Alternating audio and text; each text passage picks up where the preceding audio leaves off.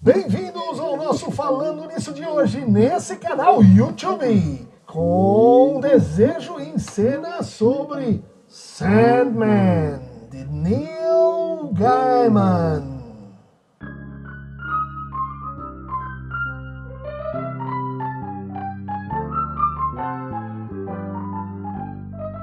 Então, gente, está disponível na Netflix essa nova minissérie que filma, dá uma outra substância de imagem para esse clássico dos quadrinhos, cuja primeira aparição data de 1988, Sandman, né? Homem de Areia. É uma forma, vamos dizer assim, de quadrinho e de minissérie muito diferente, inclusive porque ela não está focada no plot, né? na narrativa, na investigação, na solução de um grande problema, ainda que tenha ali os seus ganchos para captar a nossa atenção. Eu acho que só essa desaceleração narrativa já é um fato importante para o nosso comentário aqui. É a história de Morfeus, o deus do sonho, do sono, um deus que tem na mitologia grega muitos nomes, né, que foi refraseado, né, como o Senhor do Sonho, como Kaku, como no romantismo alemão, Homem de Areia, né? Tal qual vai aparecer lá no Hans Christian Andersen, século XIX. Né? E o Morpheus, vamos lembrar, né? Quer dizer, ele é filho de Nix, a noite, e Thanatos, a morte. Ele, Morfeu em grego, quer dizer forma. Ele vai comparecer para a produção do mundo numa espécie de acasalamento com a matéria, ilê. Então a causa formal e a causa material, em Aristóteles, se juntam e formam a substância, o mundo, as coisas. Né? Isso, vamos dizer assim, tem uma versão narrativa que a gente vai ver aqui, né? Que é esse processo pelo qual o sonho aparece como guardião do sono, mas o sono também aparece como guardião do sonho. Aqui a gente já tem uma primeira aproximação com Freud, com a interpretação dos sonhos, com essa tese que ele vai recuperar lá dos antigos, dos gregos, quer dizer, os sonhos têm um sentido, mas os sonhos têm uma função também. E a função deles é garantir que a gente não acorde, ou seja, garantir que a gente continue dormindo. Porque durante o sonho nós vamos nos encontrar com o nosso desejo, com aquilo que pode ser, portanto, causa de angústia, com aquilo que pode nos fazer querer ou nos obrigar a mudar de estado. Né? Mudar do estado da forma, da pura forma, para a matéria, para a vida vigil, a vida diuturna, em que então se cria uma relação meio trágica, que me parece ser o ponto central de Sandman. A gente não consegue... a vida sem um sonho não vale a pena, a vida sem um sonho é uma vida que se degrada, mas uma vida de sonhos é uma vida que não é vivida, é parcial, é incompleta e também igualmente problemática. Então vai aqui a primeira ideia de que essa desaceleração narrativa ela tem que ver com o fato de Sandman ser, que vai uma proposta, uma figuração da estrutura da tragédia. Então a gente tem a tragédia antiga, Sófocles, Eurípides, Édipo. A gente tem a tragédia moderna, Racine, Corneille, Shakespeare. A gente tem a tragédia assim, contemporânea, que o Lacan estudou, Paul Claudel, por exemplo, as tragédias do Brecht. E a gente tem, vamos dizer assim, as tragédias da nossa época, 1988. E talvez... se vale essa ideia de que a ética da psicanálise ela tem uma estrutura semelhante à ética das tragédias, a gente está aqui em casa. Sandman é uma discussão sobre o que é o trágico hoje. né? Não o trágico grego, né? Mas o trágico hoje. Bastaria para a gente advogar sobre essa hipótese, olhar um pouquinho para o começo da história, né? É um pai, Roderick Burgess, né? Vejam só que interessante, é um pai que ele é um mago, né? Ele é um estudioso das ciências ocultas, e ele está competindo com um outro mago, que é o Aleister Crowley, né? Aleister Crowley, que, informado pela teosofia, está na origem do rock. Né? Está na origem do rock. Vejam esse filme aí, The Chemical Weather.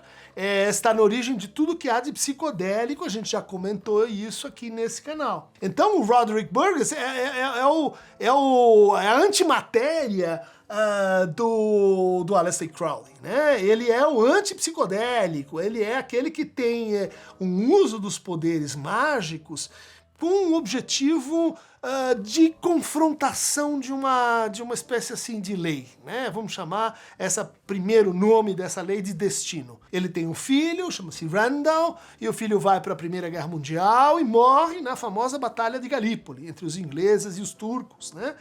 E ele não se conforma com isso, ele quer reaver o filho. Veja só, a atitude do herói, trágico, eu não me conformo com o destino, eu vou enfrentar o destino. E daí ele mobiliza uma série de recursos mágicos e consegue trazer uma dos perpétuos.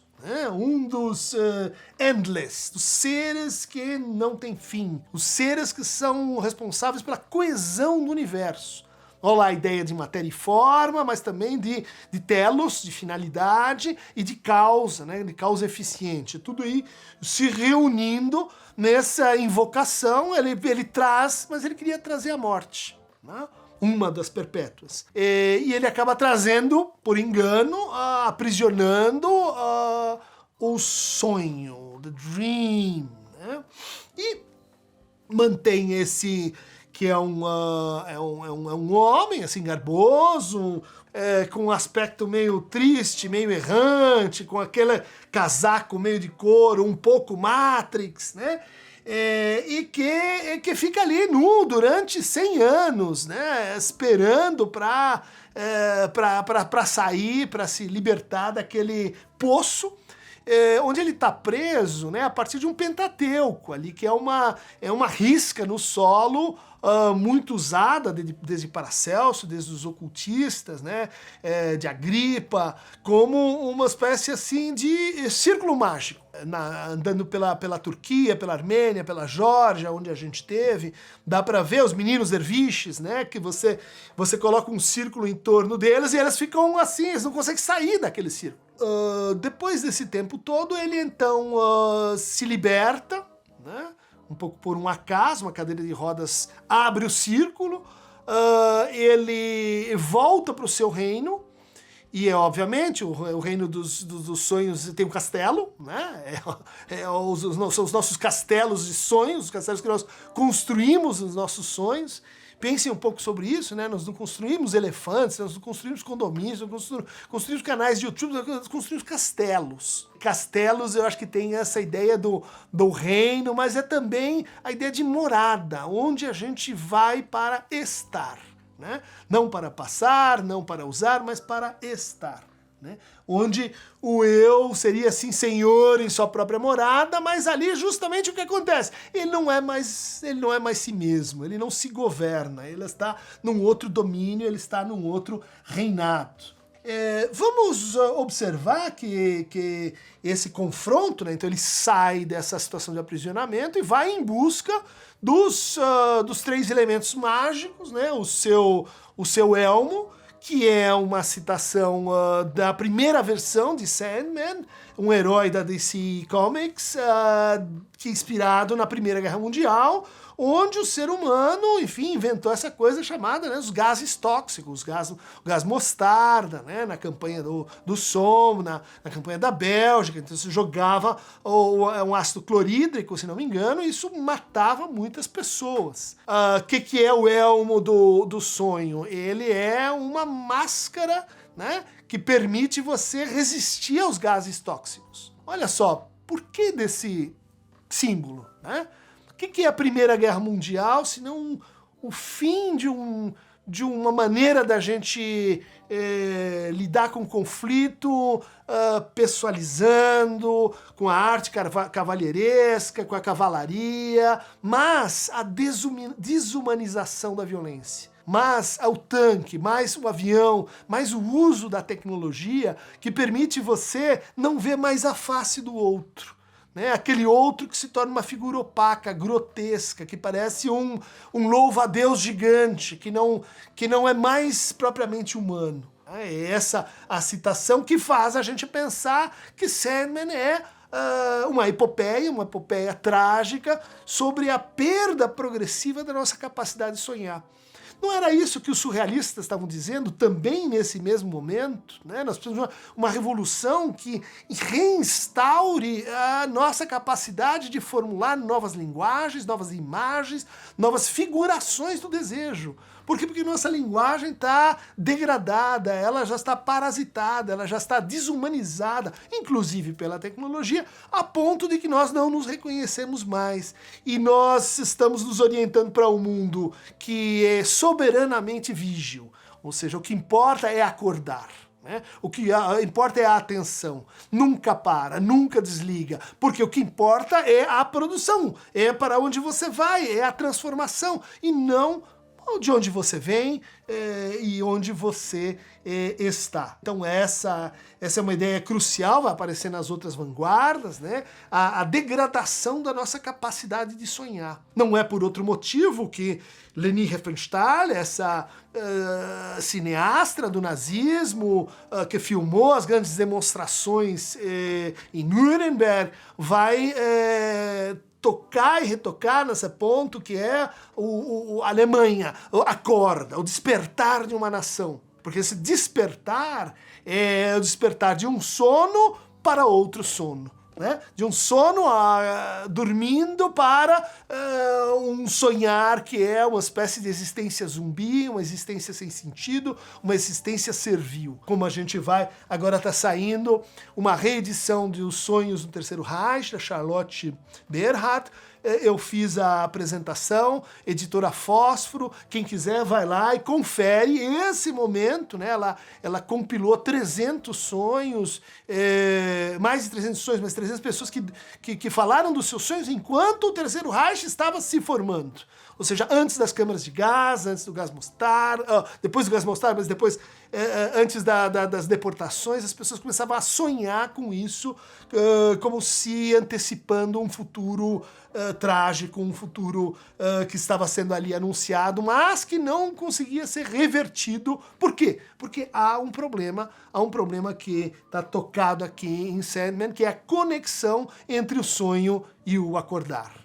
Entre o sonho, entre a vida, vamos dizer assim, do desejo, da imagem, da criação, e a vida concreta, material, do trabalho, da vida tal qual ela é. Os Sete Perpétuos, elas estão absolutamente presentes na reflexão psicanalítica, que é contemporânea aí, né, do Segunda Guerra, Primeira Guerra, esse momento de autodiagnóstico histórico de que a razão nos levou aonde? Nos levou ao pior, nos levou a isso. Então, a gente tem ali a morte, né? Essa figura que está sempre alegre, né? Essa figura que não é afetada como as outras pelo seu próprio dote, né? A morte começa com D, death, o sonho, dream, o desejo, desire, o delírio. Né? Vamos lembrar, né? O Freud falando de o delírio e sonho na garagem de Janssen, recuperando a ideia de que no delírio você tem um fragmento de verdade, que ele não é só uma experiência de uma ilusão inconsequente. O que ele está dizendo? Nossos sonhos não são inconsequentes. Destruição, olha aí a pulsão de morte, agressividade, mal-estar na civilização. Desespero, olha aí o Hilflosigkeit, a ideia de um desamparo radical e absoluto. E esse último tropo, o tropo de todos os tropos, pouco tematizado, que é o destino. Né? Enfim, a psicanálise vai ter um grande discurso sobre o destino, mas ele comporta, né, ele é um elemento inescapável da reflexão trágica. O trágico é aquele que para pensar no destino, que tenta enfrentar o seu destino, e quanto mais foge do seu destino, mais ele o realiza. Então isso a gente vai ver na pesquisa que o Morpheus começa a engendrar a partir da sua experiência entre os humanos, a partir do cativeiro entre os humanos. Outra ideia muito importante, né? Aprisionar os deuses, né, para manipulá-los em seu favor. Ideologia, né? Então ele vai atrás do rubi, que é essa pedra que obriga a realização do sonho, e vamos lembrar, a definição freudiana também de que o sonho é uma realização alucinada de um desejo sexual recalcado e figurada de uma maneira deformada. Então, os sonhos, eles são necessariamente ilusivos, eles são necessariamente objetos de interpretação, eles não têm valor em si mesmos, eles têm um valor de mediação, eles têm o valor de substituir uma outra coisa. Bom, além disso, ele vai atrás da areia, que faz adormecer, que faz sonhar, né? Portanto, um símbolo da transição, da passagem, né? E que remete, né, a quando a gente está com sono, é como se a gente tivesse areia nos olhos, é como se a gente não conseguisse manter as pálpebras, e isso é essa transição em que a gente abandona o mundo, a gente se abandona no mundo para se reencontrar no outro. Finalmente, a gente tem o elmo, do qual a gente já fez então essa referência, e ela vai assim passeando e reencontrando os seus outros 6 irmãos, que querem às vezes brigar com ele, às vezes se conciliam, como por exemplo no episódio 6, né? Em que um dos mais interessantes, em que ele está com a irmã à morte e passa então pelo velhinho que está tocando violino e que pede para fazer uma última oração. E aí tem essas colocações, né, que são talvez a essência do Sandman. Eles só precisam de uma cara boa e um coração alegre, como no começo. É o que a morte fala, quando vem buscar, né, aqueles que ela vai levar de novo para um outro domínio. Como no começo, um dia a gente chega ao mundo e recebe, veja só precisa disso, uma boa cara, uma boa face, uma outra face humana. Bom, sabemos disso desde lá das pesquisas do Spitz, do Lacan, do estágio do espelho, do Winnicott, né? E um coração alegre, né? Uma atitude de recepção. É só isso que a gente precisa na morte, como a gente precisou quando chegou, ou seja, como a gente precisou quando nasceu. Daí essa ideia profundamente trágica, né, de que tão natural quanto nascer é morrer. Sozinhos nas duas situações, mas não totalmente solitários, né? Estamos ali com essa companhia que faz o trabalho, né, da morte. Não é, portanto, sobre propósito nem sobre função. É isso que a tragédia faz a gente pensar, né? Na vida, mais além do propósito, né, nesse sentido dos objetivos, das conquistas, dos interesses, mas de que lugar nós damos para o sonho, né, na nossa vida. De tal maneira que a morte e o sonho precisam de nós como nós precisamos deles.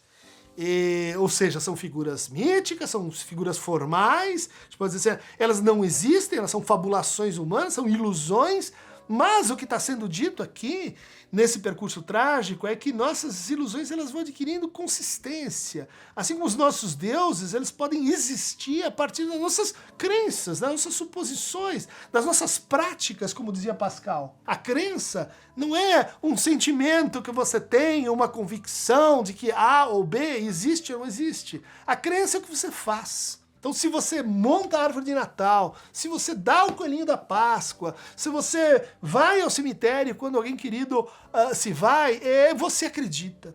Né? Você acredita. Se você reza, se você pratica, isto é a crença. Claro que há um momento de subjetivação afetiva dessa crença, de partilha, né, como sentimento social, mas a ideia fundamental é que existe uma existência em estrutura dual, né?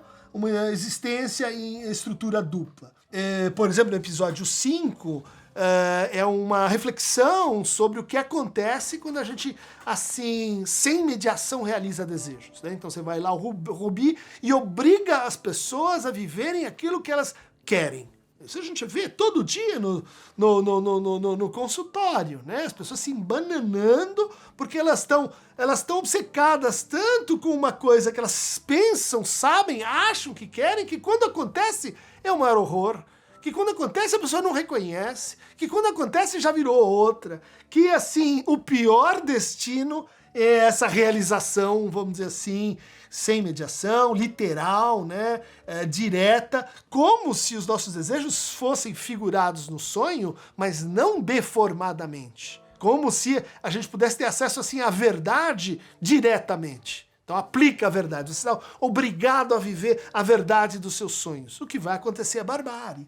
Porque aí não vai ser desejo, aí vai ser interesse, aí vai ser demanda, aí vai ser gozo, aí vai ser outra coisa que é o quê? Que acontece nessa passagem, nessa mutação, vamos dizer assim, sublimatória, em que a forma vira matéria, a matéria vira forma. Sandman tá sempre assim meio sozinho, meio errante, né? Às voltas com a reconstrução do seu castelo, né? Então ele vai no fundo se interessando pelos seres humanos, né? Muito interessante isso, ele vai querendo saber dos seres humanos, assim como ele começa a meditar sobre essa relação entre os humanos e os inumanos. Daí o que a gente chama, né, para nossa época, de reflexão trágica, envolve uma antropologia do inumano.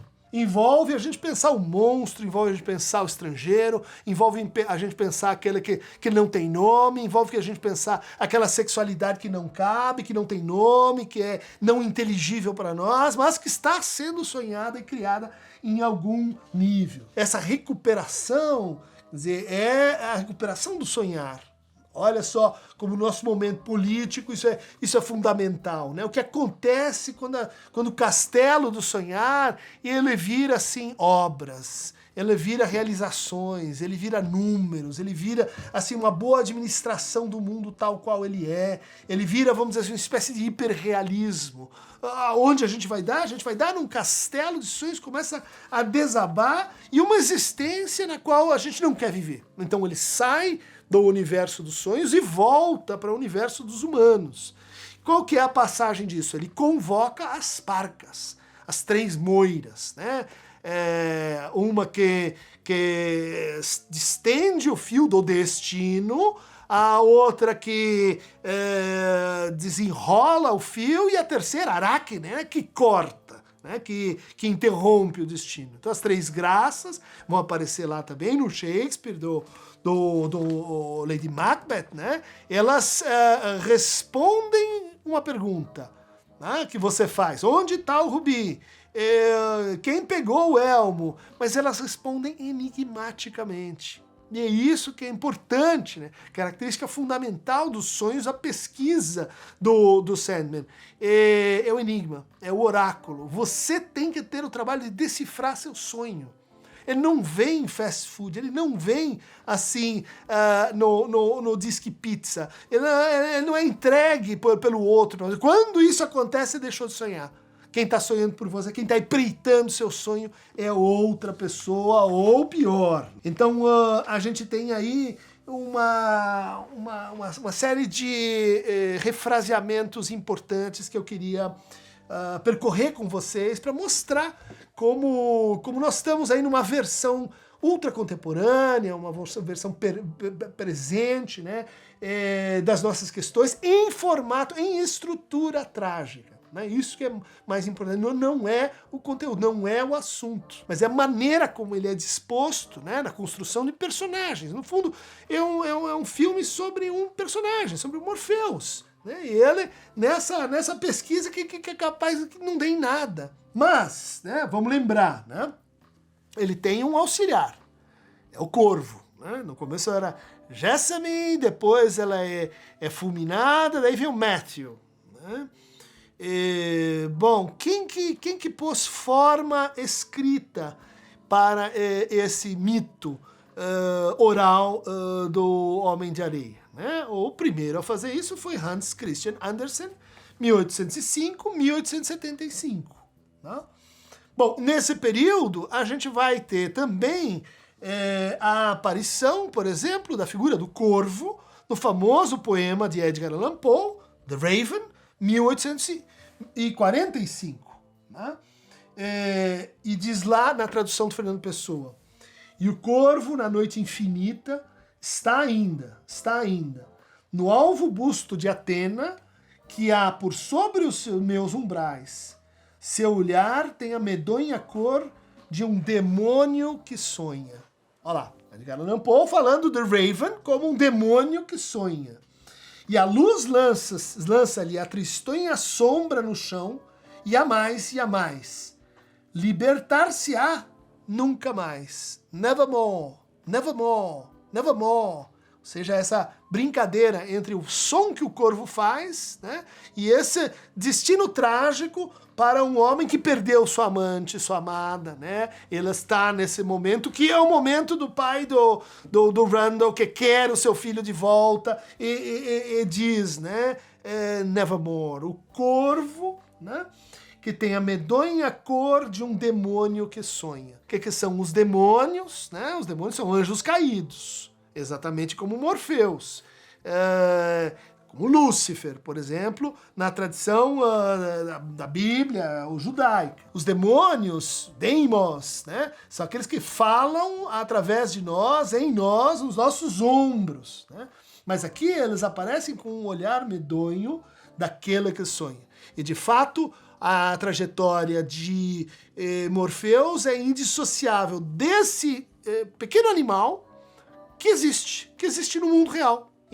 Ele é uma espécie de antípoda, né? Ele é um bicho vivente que vai ao mundo dos sonhos, como aquele que vem do mundo dos sonhos vai para o mundo dos viventes. Né? Ele é contrapartida e ajudante do Morfeus. Mas ele é também, então, correlato de Coríntio.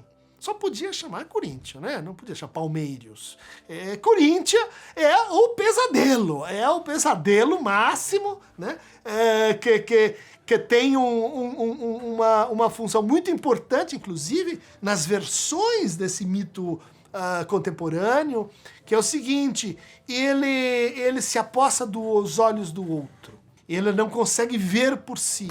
Ele tem que ver através do outro. Então ele bica, olha lá, a figura do corvo que bica os olhos, a figura do coríntio que arranca os olhos do outro e põe em si, e daí ele olha o mundo, mas ele não olha o mundo sobre o seu ponto de vista. Ele olha o mundo do ponto de vista do olho do outro. Tem uma descrição mais clara, mais contundente do que é a nossa época e o seu narcisismo. Né? A nossa paixão pelo olhar do outro, a nossa cobiça por possuir esse olhar, que seria então a fonte e origem do prazer, em que a minha imagem se completaria sem falta para esse outro. Está aí Coríntio bem representado em todas as peripécias, né? Junto com o corvo, junto com o Morfeu e o par de Morfeu, né? Que às vezes é um humano com quem ele se confronta para conseguir os seus objetos mágicos, às vezes é ele se confrontando com o desejo, às vezes ele se confrontando com a morte, às vezes ele se confrontando com o próprio destino, assim como ele se confrontou com as três graças, moiras ou parcas.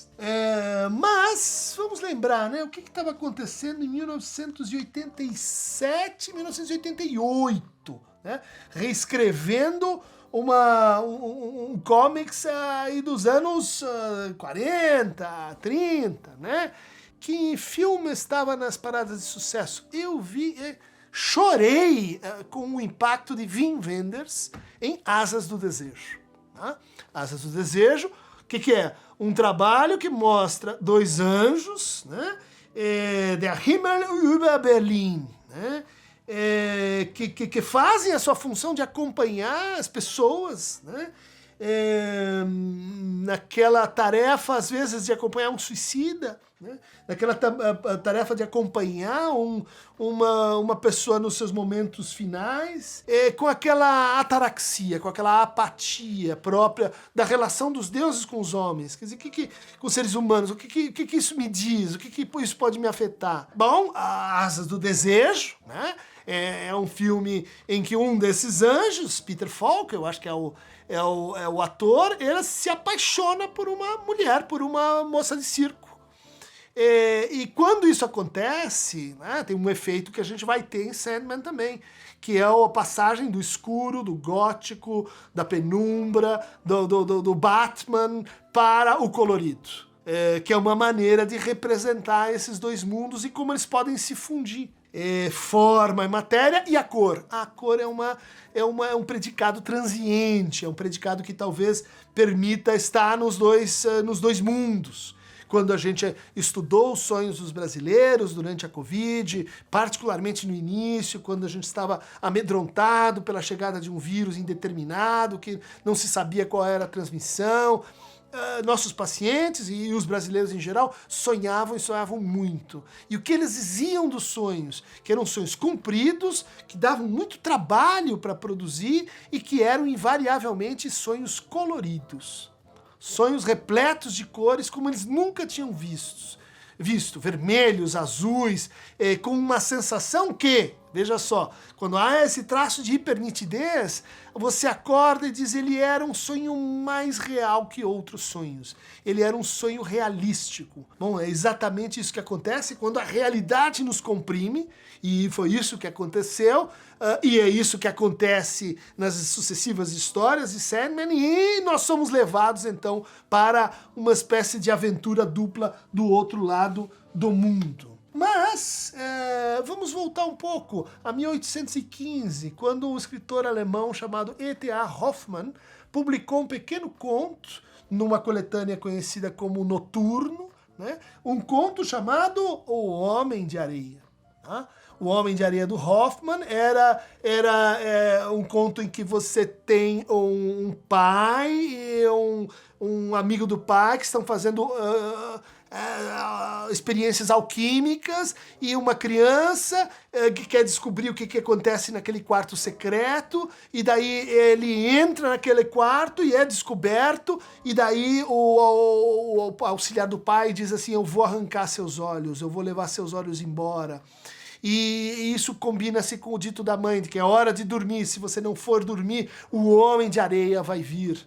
E há uma explosão, e o pai morre, e então temos um garoto que cresce sobre o luto dessa perda, e que vai para a Itália estudar, e encontra-se com um grande cientista, ou seja, uma versão daquele alquimista, uma versão moderna da alquimia, e esse grande cientista está produzindo uma coisa nova que ele não percebe, que é uma boneca chamada Olímpia, por quem ele se apaixona. Veja só o que está acontecendo aí no expressionismo, nos anos 30, nos anos 40, toda a questão depois de Frankenstein, de o que é o humano, o que é o apaixonável, eu posso me apaixonar por um objeto, por uma máquina. É a versão, né, de Prometeu, moderno, é a versão dos deuses, só que agora os deuses estão aí, disponíveis. E ela se coloca nesse pesadelo e troca cartas e diz, será que esse cara que veio vender os olhos para Olímpia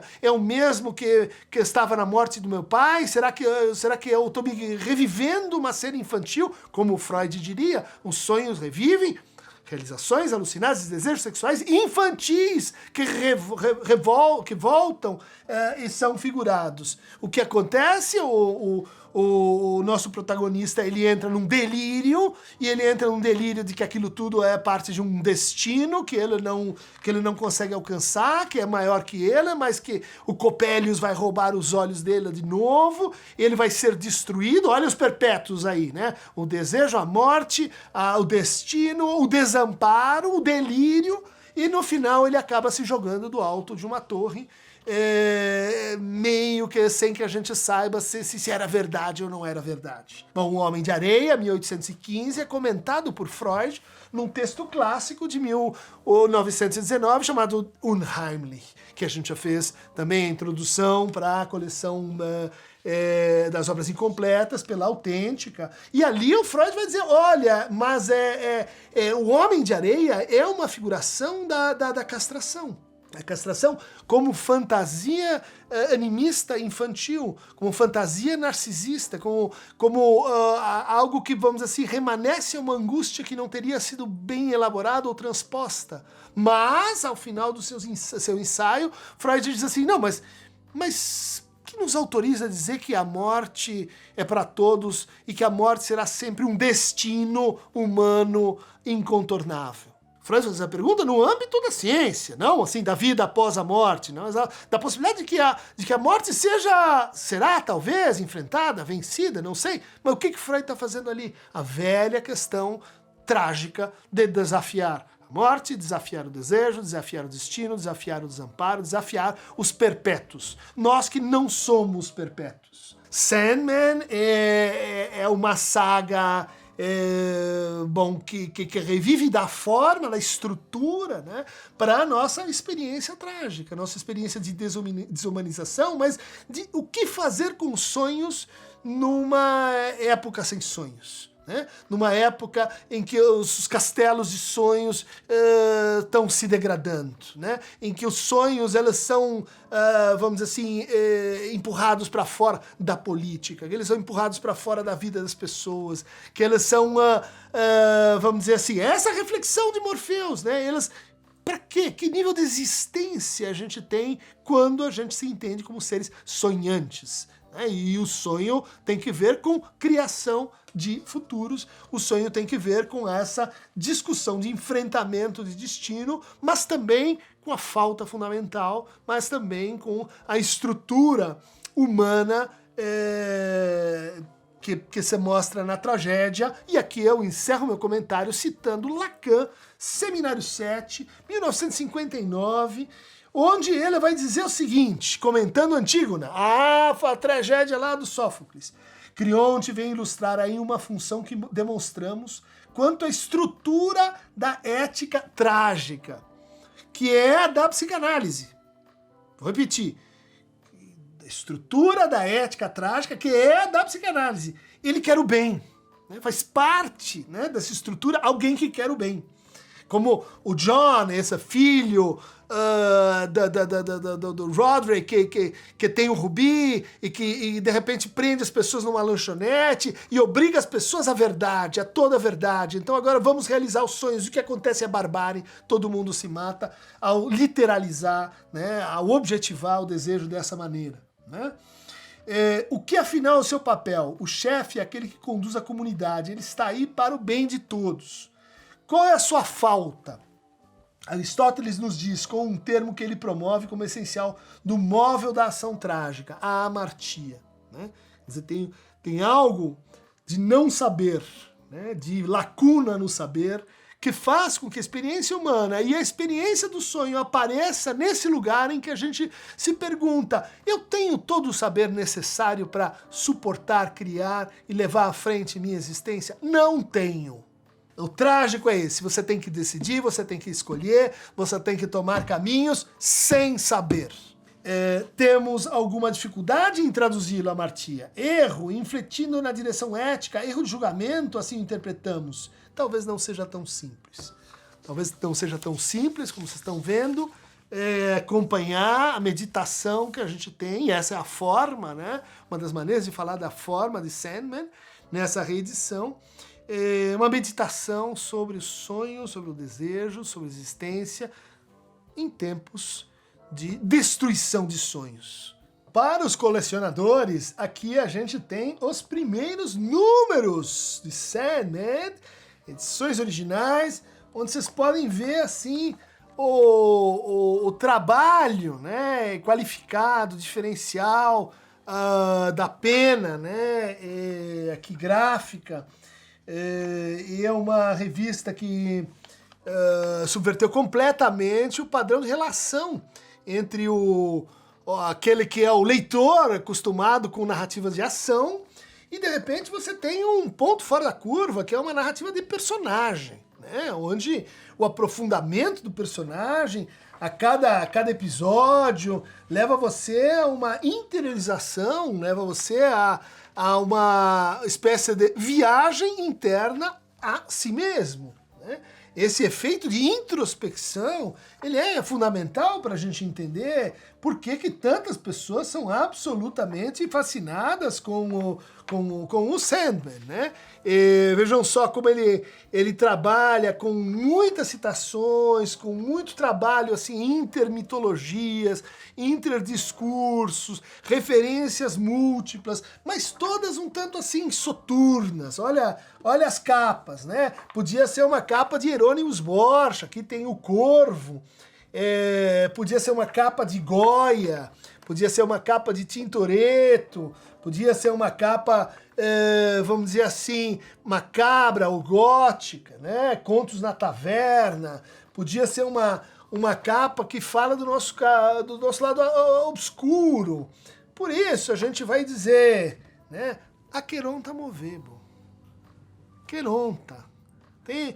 Aparece lá, a gente só não foi, a canoa da Aqueronta não chegou, mas o Stygia tá lá, ele vai na porta ali do embarcadouro, tá todo o nosso lugar ali conhecido, Siniqueu superos, né? Se não posso mexer com os céus, com os sonhos, com os deuses, Aqueronta movebo. E para receber mais fragmentos de areia nos olhos, um pequeno rubi que no horizonte pode ser um raio laser para o seu desejo, e um elmo que o transformará num louva-a-Deus gigante, tal qual Lacan discutiu no Seminário da Angústia, clique aqui no Aqueronta movebo.